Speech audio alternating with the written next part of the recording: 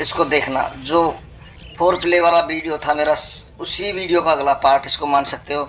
लेकिन गाइज आप इसमें देखोगे, बस अब ये जो मादा है ये धीमी धीमी धीमी दूर जाने की कोशिश करेगी, लेकिन ये बिल्कुल भी पूरा एक्साइटेड हो जाता है।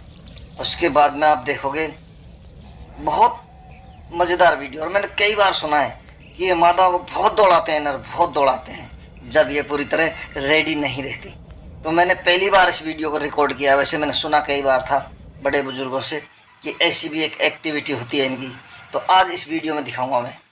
अब आप देखो